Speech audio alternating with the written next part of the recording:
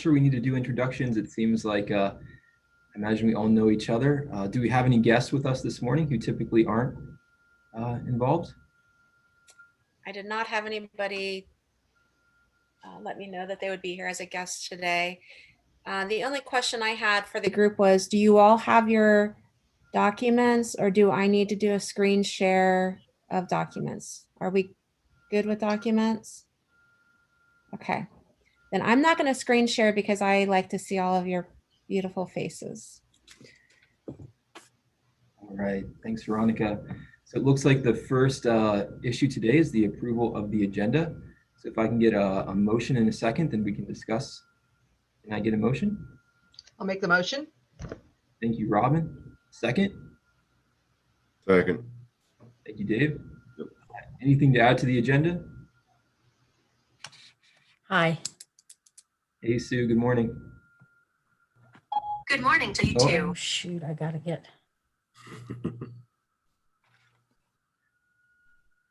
All right, any changes to the agenda, Veronica? Is it all good?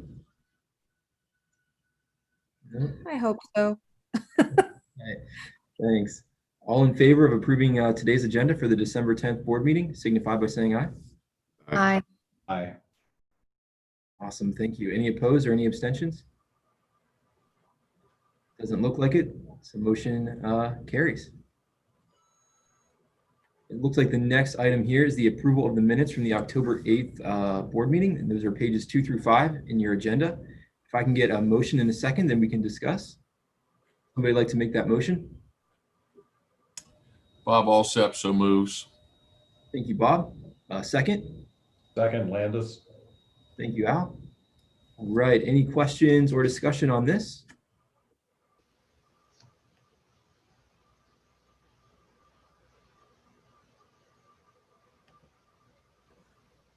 If not, all in favor, signify by Can't saying. hear you. Can't hear you. Oh, can you hear us, Sue?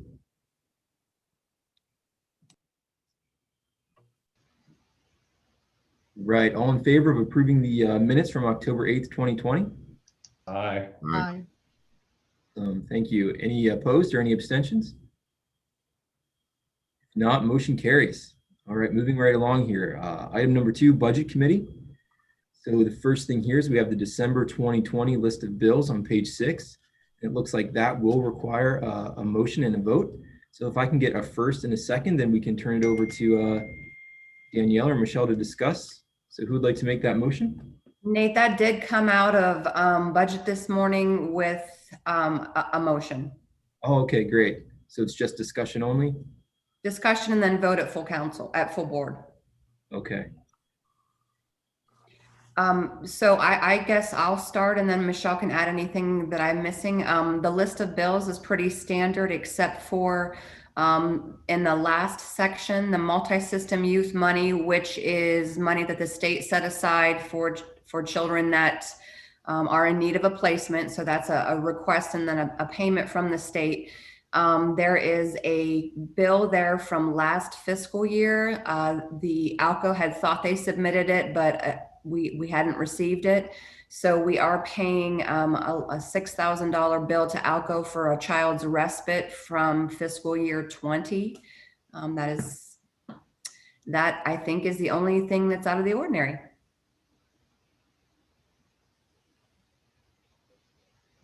Great, thanks, Natalie. So we do need a vote on this one? So it's a motion coming from committee, so yes. Right, so all in favor, signify by saying aye. Aye. Any opposed or abstentions? Aye. I abstain. All right, thank you, Brandy. All right, Daniel, we didn't need a second from the governing board, do we? Okay, thanks. great. It looks like motion carries. Second here, we have 2020 year-end budgetary adjustments on page 7. And Natalie, is that the same? Is there already a motion from the budget committee? Correct. All right, great. So I'll turn it over to you guys to discuss unless we need a second. I'm going to hand that to Michelle. Okay, this is just wrapping up the end of the calendar year, adjusting our receipts and our expenditures so that one doesn't exceed the other inappropriately. So I just classified it by fund. It will be broken down by line item when I give it to the county, but I just wanted to give you a quick shot at what was happening by fund. If you have any questions, I can clarify.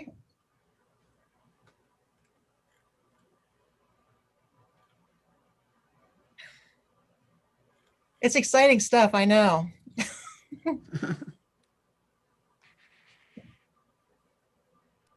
There are no further discussion or questions. We can call for a vote. All in favor signify by saying aye or raising your hand. Aye. Aye. Aye. Right. Any opposed or any abstentions? I abstain. Thank you, Brandy. All right, looks like motion carries. Last item here under Budget Committee is payroll increase for service coordinator, retro 7/1/2020. And Natalie, was this also recommended from the Budget Committee? Correct. All right, great. Well, I'll turn it over to you guys. As we discussed in the budget committee, we had held off on raises for Adam's staff and council staff until we work a little bit further in the pandemic, knowing that we were having a pretty significant fiscal impact across the state. At our recent Adams board meeting, our board did vote to retro a 3% raise to the start of the fiscal year, which was July 1st. We wanted to give Paige that same option. It was built in the budget for this fiscal year when we created it. It's just we held off until we got a better look at our finances midway through.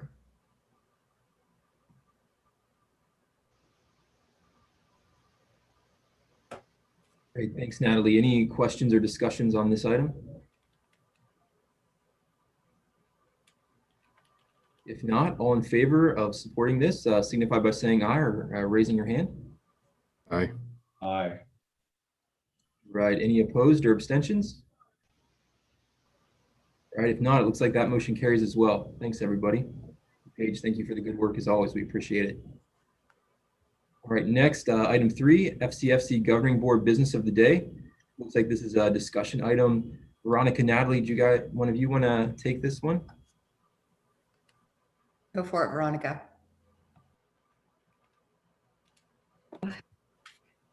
So let me get to my notes here. We were approached by the Educational Service Center that they were getting a grant, a one-year funding grant from December of this year to December of next year for a community engagement and family engagement liaison. This would be a multi-county position for the ESC that they need about 30 hours for. So Lori contacted us and asked us, you know, what could this possibly look like with council? And because we had a lot of the 10 hours of council manager time for Daniel and I, we thought this would be a good fit to have someone come on board with this partnership and be able to fulfill the council manager position and also serve the needs of the ESC. So we did strategic planning around that. We've posted the position on Indeed and the ESC website. We got, I can't remember if it was 7 or 8 applications. We have 2 interviews scheduled for tomorrow. So that's the first part of that section. Are there any questions about that? That will be we will employ the position through Family and Children First Council, and we will then get reimbursed by the grant from the ESC for that position. The only other thing that I would add is when we did strategic planning, 2 years ago at this point? I don't know how long ago it was, but we did a lot of discussion about building our trauma-informed care response to schools and community and the PACS good behavior game. And when Josh left, he took, you know, all of that information with him. He had really been intensively trained in that. So the partnership with the ESC and the level of training that this school and family liaison is going to need to go through, and the opportunity for that person to dive into trauma-informed care information over the course of the next year, I'm hoping will set us up as council that when the grant expires, he or she is going to have a good base of information to carry on what was our goal 18 months ago. And we are not funding and fronting that cost and spending the time that it would take to get a person up to where they need to be able to provide that role. So whether the position turns into a full-time council position at the end of the grant, or whether it's a council manager at a decreased number of hours, will determine. We did have full funding in council budget for Josh's position and Josh's benefits. So for us to transition back there isn't too much of a shift. You know, council budget's always incredibly tight, but I just felt like, as we discussed it, we felt like this was a good opportunity for us to move where we had said that we had hoped to be as a council. So that next part of the agenda where it talks about the our children and the training concepts, you know, those are some of the trainings that we would hope that that position could be able to get, along with other Ohio Department of Education training opportunities and potentially Board of DD training opportunities that are being offered at the state level over the next year. And then the other thing that Nate had shared with us historically was the Ohio Rise initiative that was coming out of the state. And while that's still not necessarily clear to us how that's going to impact, this year will give us an opportunity to see what the Ohio Rise impact is going to be on local service delivery and service coordination, and how it will be part of the puzzle piece of what we are able to offer families in our county. So those are those three areas. You know, we're, as part of our strategic planning conversation, we talked about the other pieces is funding, which MSY has served us well last fiscal year and this fiscal year. We had received the Johnson grant or trust about a year ago, and we actually have not had to use that funding as of yet because of the MSY funding that Paige consistently is applying for the youth that are multi-systems youth in our community. And in addition, JFS has gave us 5% last year of their MSY funding stream and 10% this year, which has helped us to be able to partner with some shared funding agreements for youth who needed more emergency placement versus the team planning and application process of the MSY state application. The other piece of Josh's position that I hope that we could get this new position trained in is the electronic health record that Paige enters all of her data into. Josh was trained in the reporting parts of that, and we need to get someone else trained in that, whether that's Paige and the new council manager or just the new council manager. We're still waiting to hear from Ohio Family and Children First Council when that training is going to be offered and how many slots we'll be allowed to fill that with. So I truly believe we're moving in the right direction, and we have a lot of the pieces and parts that we need, but this will give us another year to continue to build this. And then just the other thing that's under that agenda item, I just wanted to let you know, out of our strategic planning conversation, we talked about the need for in-home behavioral assistance and support for children, especially children in that preschool age range. And so I took it to, I took that concern, that service gap concern, to our community treatment team meeting probably, I don't know, about 3 or 4 weeks ago. And out of that, Pam Trimmer is looking at their early childhood mental health programming and is wanting to, and I don't know if she's got a hold of you yet, but she was wanting to meet with Nate and Matt with the Carroll County Board of DD and talk to the Board of DDs about, what could this possibly look like in putting a position similar to the DDCI that we used to have with Josh under that early childhood mental health umbrella at Ohio Guidestone that already exists. So that's a work in progress. That's a conversation in progress that I think that we will continue, that smaller group will continue to look at, and we'll bring back hopefully some answers in the near future about that. Is there any questions about any parts of that section that anyone has?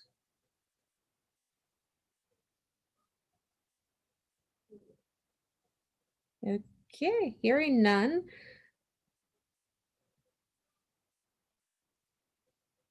Do you want me to just move it on to Paige, Nate? Is that good? Paige, do you have any service coordination updates?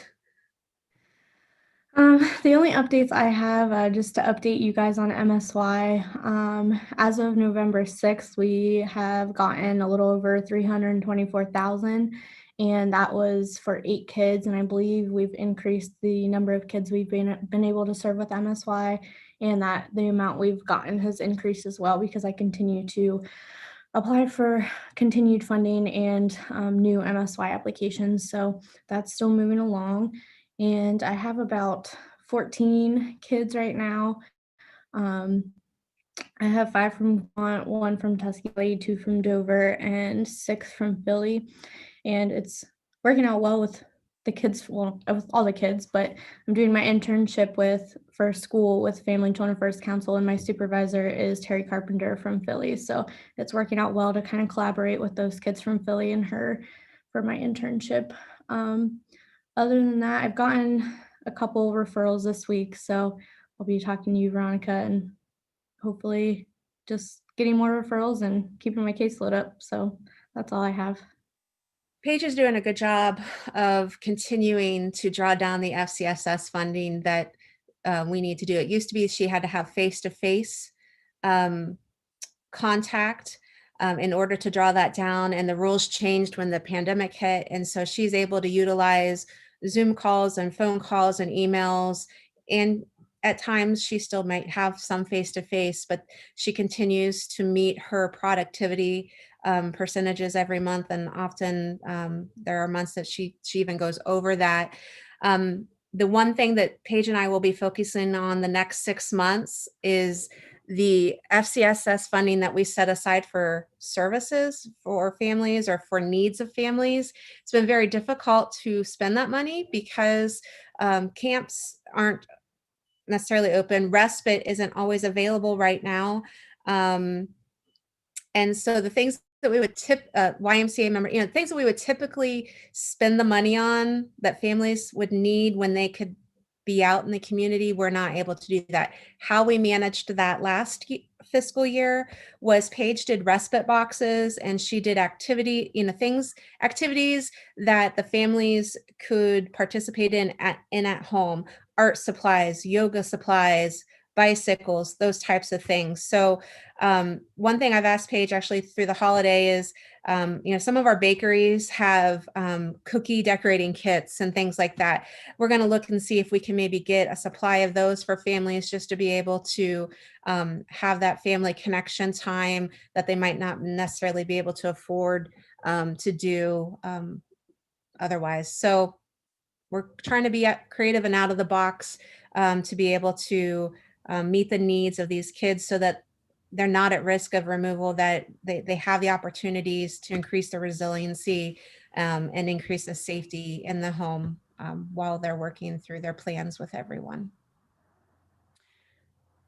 I was thinking, even just for my family this morning, what kind of activities can we do in the winter to get us out of the house? Because I know I'm not the only one who needs out of the house.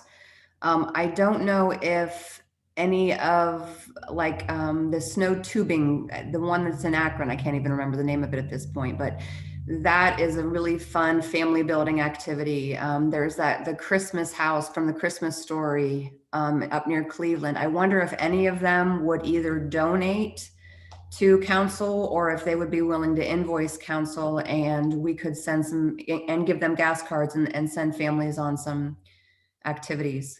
I'm sure there's other ideas. we had obtained last fiscal year a grant. It was through the Tuscarawas County. It's a historical type of society. I can't think of the name right now, I'm sorry. Where we were, for our kinship resiliency meetings that we were hosting at the library, we got tickets for the steam house, or the roundhouse. We got tickets. There's some tickets. I'm sorry, I don't have all this in front of me. They're like tickets where you could either get into the railroad museum or those types of things. Well, because we things got canceled with that, we still had those sets of tickets. So I know that Paige has given those tickets, and those places, as far as I'm aware, are open. It's just you have to plan ahead, and you have to let them know when you're coming, and they're, for this whole social distancing and everything. So I know that Paige had those types of tickets too that she was utilizing with the families. So I like the snow tubing idea. I think a lot of times for our families, it's, do they have reliable transportation to get out of county? But I know that if they do, that Paige is really good about helping to support them, like with gas money and things when it's out of county. So we will definitely look at those opportunities. And it could just be even Paige buying sleds for families. Maybe they don't have sleds, and letting them know where there's some public opportunities for sledding in the county. So, but we're open to ideas. Feel free to email us any ideas you might have. But that's all I had right now.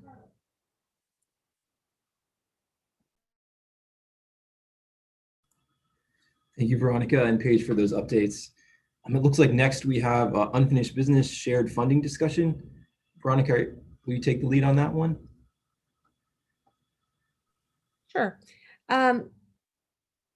So I think we just want to let the board know that we continue to have situations where we have multi-system needs kids who need emergency placements at times, and we are going to need to create some policies and procedures around when those requests are made, having a shared funding pot of money that those partners would potentially give to council for procedures to be followed in order to award that money to maybe help pay 4 days at, the most recent one was at a developmental center. We can't use MSY money for a developmental center. So we needed, there was a request for shared funding for that. But I think we need procedures around how many days are we going to approve? Is there a, per child, is there a funding limit that that we would pull out of that fund? Knowing that 60 days of funding at one of those facilities can potentially add up to, what would you say, Nate, like $30,000? Am I wrong about that? Yeah, that's correct. Probably around 30,000 for a 60-day stay.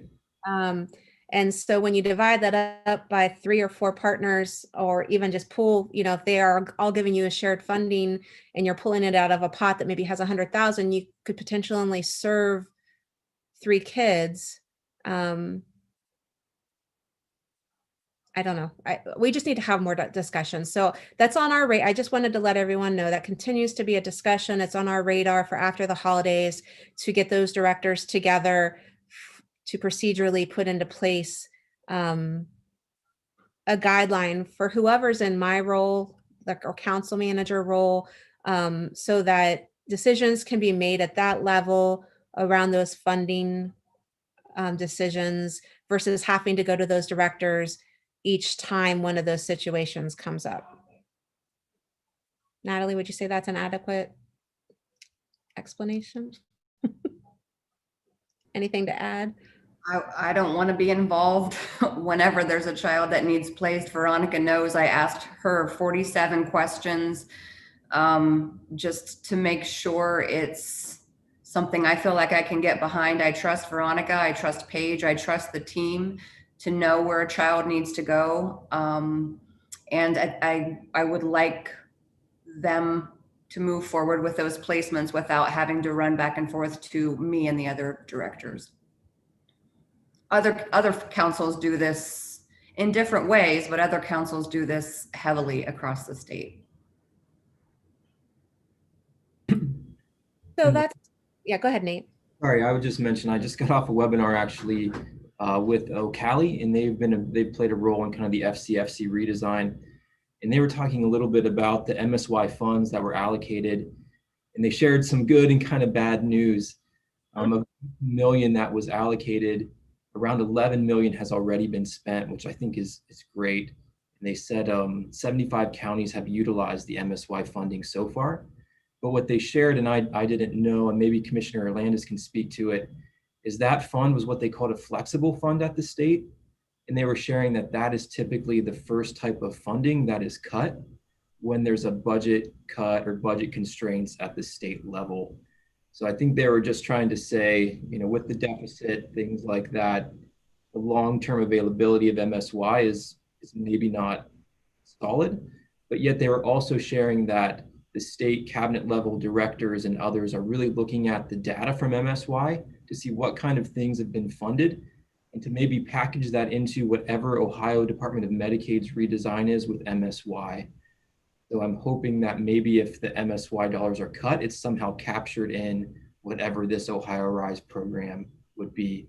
But I don't know, Commissioner Landis, if you know anything else about flexible funds and what happens during the budget process with things like that. Well, you know, Nate, and thank you. I really can't speak to what's going on in Columbus and what the mindset's going to be in the midst of this pandemic and economic, setback. I don't believe that the legislators will allow this to happen. You know, I may be wrong, but again, it all depends how many strings are attached to it and what they can do. But they're definitely going to have a very, very tight budget, season coming up. That will come over from the governor to the House in early February. The House will work on it until probably early April, and then turn it over to the Senate.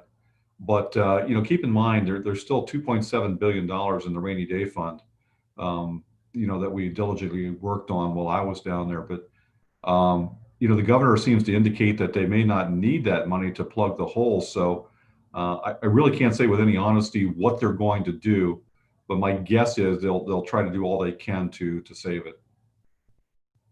And again, it'd be a good opportunity to reach out to Senator Hottinger and to Representative Hillier, just to be on the record as to, hey, let's be on the watch for this. So. Thank you, Commissioner Landis. I appreciate that. That's good news.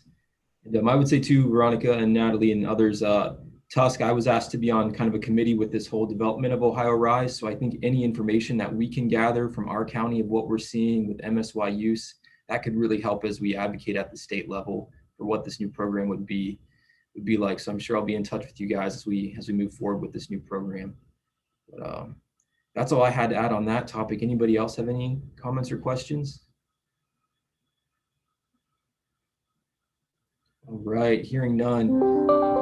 Do we have anyone with any pertinent updates for the group today in regards to your agency and child serving initiatives that you may be working on?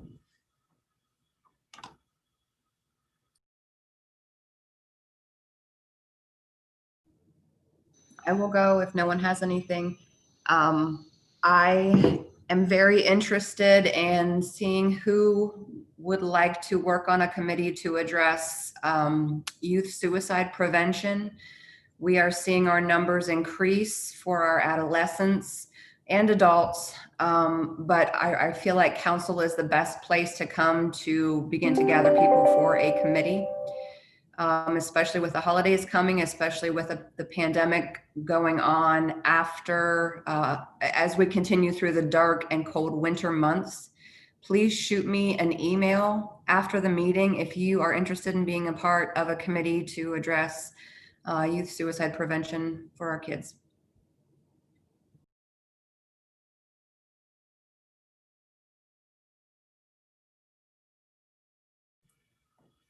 Thanks, Natalie. Anybody else?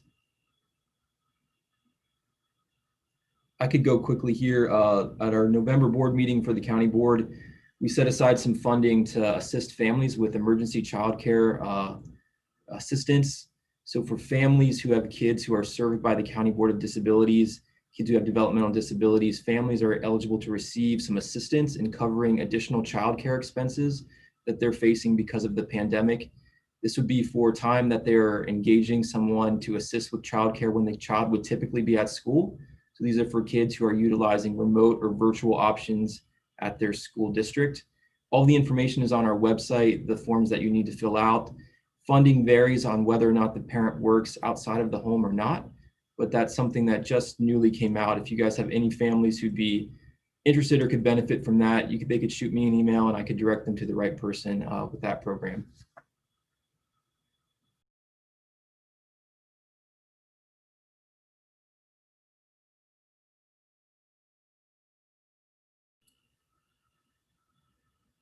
All right, well, man, a quiet group this morning. Veronica, Natalie, Paige, anything else to add from you guys? Nope. I have a question. Is there any respite care available now for children? There is, but just like everybody, they've been struggling since they have kids come in and out. They've had to shut down and quarantine their staff for a couple weeks at a time, and then they open, and then it happens again. So it's kind of been really difficult to get kids in there because they don't have the staff and they've had to quarantine. So they're still open and running. It's just if they're running during when you need it, I guess. Thank you. Yeah, and Sue, I can maybe add a bit. We were on a call yesterday, Paige and I, with the respite provider, and where we see that respite providers can continue is in the long-term respite where a child is with them for maybe 60, 90 days because there's time to quarantine. But where the providers are struggling is on short-term respite, like a weekend here, a weekend there, when you can't do the 14-day quarantine. So that's at least what I'm seeing as a pain point right now.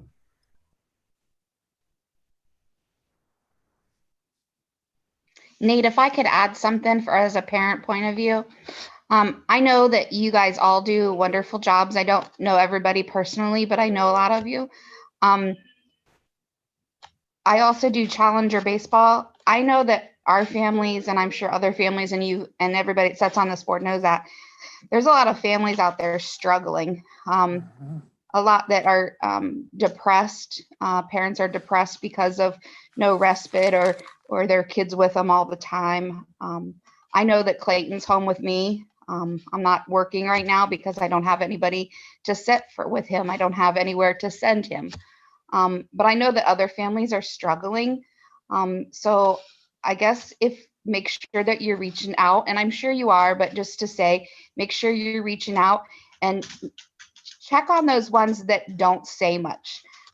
Not some, you can check on me, but check on not someone like me that's the squeaky wheel or that always asks questions or always, make sure that I stay on top of things. But those quiet ones are the ones that we need to make sure that we're reaching out to and making sure that they're okay. I recently found out that one of my players, his mom has diabetes real bad, and she wasn't answering my texts. And I called her and I said, is something going on? Do you not have that number anymore? Here, from her diabetes, she has gone blind and she can't read her phone.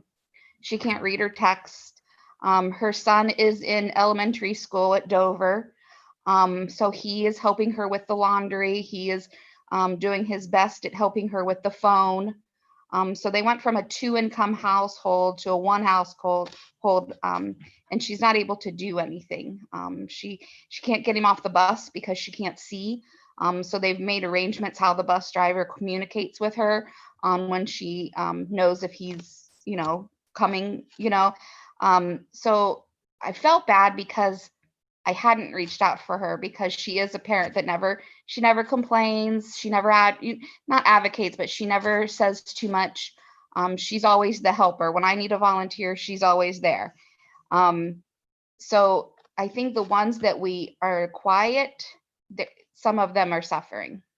and they don't want to say that they're suffering because they are the givers, they are the helpers, they don't want the help. So I would just say if we could make sure that we're reaching out to those ones and making sure that they're okay, because I can honestly say it's been a long, 8, 9, 10 months, however many months we're in here, and we don't have childcare for Clayton. He's 20. He stays with me at all times. So there is no break. Luckily, I have a wonderful husband and he's good support for me, but that's, he works during the day.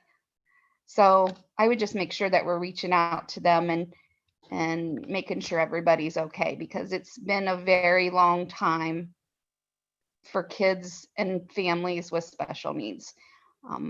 So that's all I wanted to say. Thank you guys all for doing a wonderful job. Thank you for always looking out for kids in our community. Appreciate that. And everybody have a Merry Christmas. Can I say one thing about that? Oh my gosh, maybe 5, 10 years ago, I was part of a committee looking to provide support for our kinship families. And one of the things that we came across as we were doing research, and I'm going to mess up the names, but basically it was the idea of a hub or a lead family. And I'm not volunteering you for this, Jen, I'm just going to use this as an example. So you have a handful of families that are really doing, for the most part, pretty okay. And under those families, they each have 3 or 4 families that they're just responsible for connecting with, kind of like a peer support network. But that Jen has these 4 families and Susan has these 4 families. And it's just a phone call, maybe it's a Zoom meeting, just something where that there is a peer who's walked in your shoes, who's going to give you a call. And it's a very directed outreach. And that would work for our DD families. That would really probably work for our mental health families. That would work for our school kids, our school families too. So that idea always intrigued me. We never got it up and running, but I'm going to keep bringing it up until somebody does. Oh, thank you.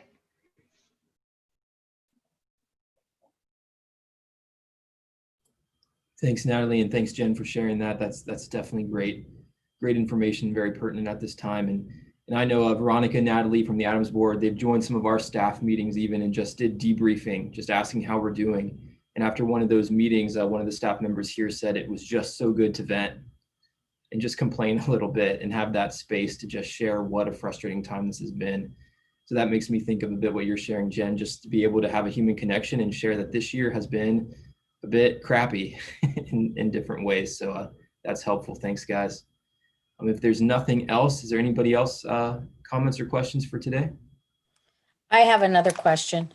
When you talked about the Board of DD getting some additional money to help with funding for childcare, did you say they have to be involved with the Board of DD? It couldn't be somebody like just in another situation.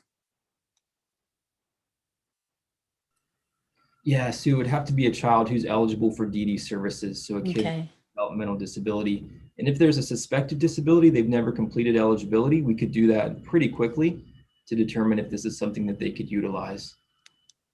But So yes, not just a child that's on an IEP that isn't involved with DD. they could potentially be eligible depending on their diagnosis. So I would say Okay. even a question that they might be eligible, I would pursue eligibility.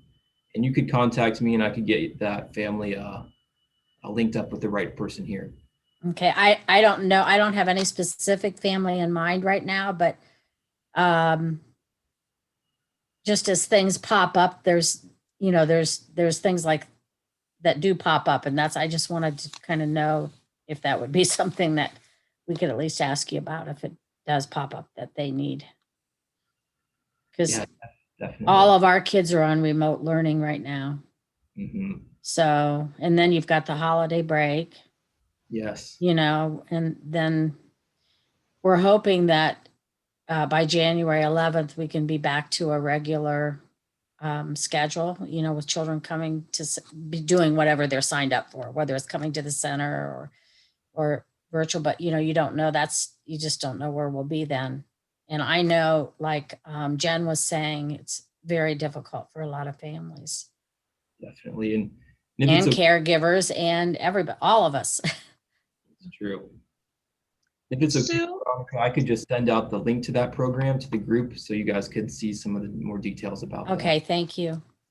Sue, I had a question. This is Robin. Did you Yes. get clarification on the tough bags, the backpack or weekend meal program? For the, As far as we deliver the tough bags every week. okay. I think there was some question whether everybody was getting it that needed it. So I'll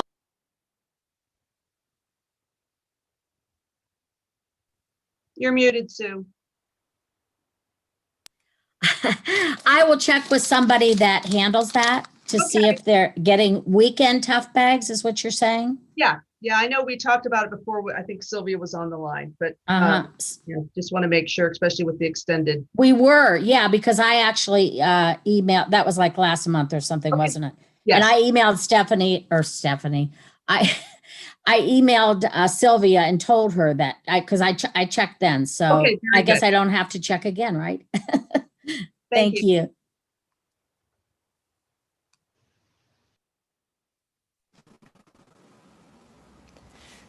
Hey, Nate, and the rest of the crew. We received a donation of about 600 masks, including about 50 that are for smaller children, so like preschool, early elementary. And while we can use a few of those, we're not going to use all of them and would like to pass those on to other agencies that could use those. So if that is something you're interested in, just let me know and we can get you masks. And they're cute. They're like all decorated and a lot of unicorns. I had saw, it must have been on Facebook, maybe that the homeless shelter is looking for them. So that might be an option. Okay, I can check with them. We also have a bunch of pillows, so I was going to check with them anyways and see if they wanted pillows. We get odd donations. They very well may, because they just got brand new mattresses donated to them, but I didn't see that they got pillows donated. Great. Thank you, Chris, for that information. Does anybody else have anything to update the group on today? All right. If not, I can call for a motion to adjourn the meeting. So moved. Thanks, Natalie. All right, guys. Well, have a great holiday and see you in 2021. Thank you. Bye-bye.